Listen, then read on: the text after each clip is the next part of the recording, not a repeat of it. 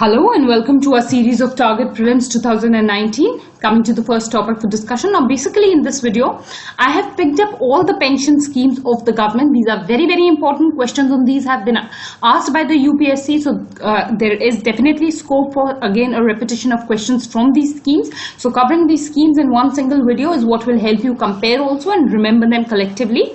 So the first pension scheme that we are discussing today is the Atal Pension Yojana. This is the most important pension scheme amongst the ones that we shall be discussing. Now first and foremost, you should know that this was what was announced in the budget of 2015 and 16. This in itself have been questions in UPSC that when was a particular scheme announced. So you will have to remember these points also now. Another thing is that this is a scheme that largely replaced the Swalambam scheme. There were some confusions that were taking place vis-a-vis the Swalambam scheme, and this was not succeeding in its intended goals. So the government envisaged that this scheme should be replaced by a newer scheme, and this was the Atal Pension Yojana. Also next you should know that this scheme has a fixed pension ranging from rupees 1,000 to rupees 5,000 at the age of 60 years depending on the contribution that the person has made. So this is something that is important. This range is what you have to remember. Also next you should know that this scheme is focused on the unorganized sector, which is under the National Pension Scheme, which as you all should know is what is administered by the Pension Fund Regulatory and Development Authority of India. So the NPS is what is under the PFRDA. So this is something that you should know. Next, what is important is the age limit. Now this is one scheme which has the lowest age limit.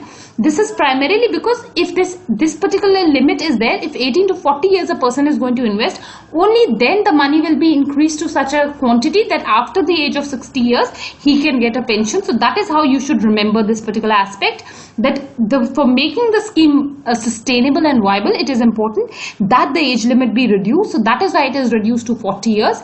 Next you should know that the central government would contribute 50% of the subscribers contribution or rupees 1,000 per annum, whichever is lower, for a period of 5 years up to 2020.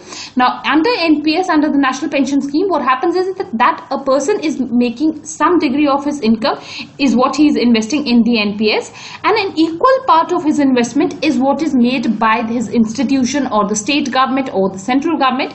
So because this is the unorganized sector under this particular scheme, the target is on the unorganized sector. So here this investment is what is made by the central government, but there is a time limit to it. It is 5-year period. So this is something that you should remember.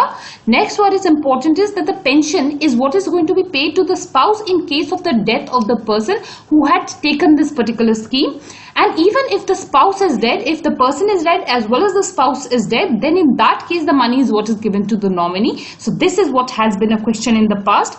Also, you should know that the Atal Pension Yojana can be opened through banks, it can be opened through postal departments, and it can also be opened through the e-NPS platform, that is the electronic NPS platform. So these are the three platforms through which Atal Pension Yojana is what can be availed. So this is something that you all should know about. So that's about the Atal Pension Yojana. Coming to the next pension scheme, this is the most important pension scheme, which is the National Pension Scheme. It is a pension cum and investment scheme. So people also invest their money under this particular scheme. This was what was launched to provide old age security to citizens. It is available to both the residents as well as NRIs. So the criteria is that it is available to the Indian citizens, whether they are the residents as well as NRIs. So that is something that can be a question, and students will have a tendency to exclude NRIs from here. So you have to remember that this is available to the NRIs also. The age group is 18 to 65 years. The age group here is high because this is also an investment scheme. It is not only a pension scheme. Also, you should know that this scheme is what is regulated by the Pension Fund Regulatory and Development Authority. As I mentioned before also in the previous slide, that NPS is under the Pension Fund Regulatory and Development Authority of India. So this is what is important vis-a-vis the NPS scheme. The next pension scheme is a very important scheme. This is the Pradhan Mantri Vaya Vandan Yojana. This is a pension scheme for the senior citizens who are aged 60 years and above. Question on this scheme is something that you can expect because a question has not come in the past. So this is an important scheme. Also, what you should know that the investment limit in this particular scheme is rupees 15 lakh per senior citizen, which is going to be at an assured return of 8% per annum for a time period of 10 years. So this is also a sort of an investment scheme also. Next, what is important is that this is what is exempted from GST or any type of service tax. Also, the implementing agency here is important. It is the Life Insurance Corporation. So please remember this aspect.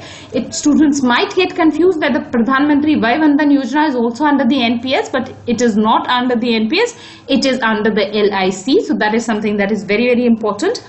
Next, what is important is that if there is a premature withdrawal of this particular money that has been invested, this is what is allowed in an exclusive case.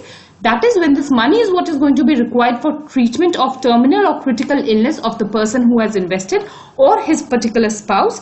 In that case, the LIC is going to definitely suffer a loss. So this loss, if such kind of a withdrawal is what is made, then the loss for the corporation is what is going to be compensated by the central government. So that is what this particular scheme envisages. Indeed, very, very important scheme. In fact, all the three schemes that we have discussed, all the three pension schemes are very important. There is a high chance that these schemes can be asked in prelims. So please make a note of them. Please revise them continuously so that you can remember them all.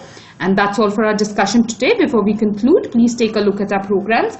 We are starting an IAS regular batch from the 15th of April, and we are also starting an IAS prelims revision batch from the 20th of April. So those of you who are interested, please do get in touch with us. These are our address as well as phone number details. So that's all for today. I thank you all for watching the video.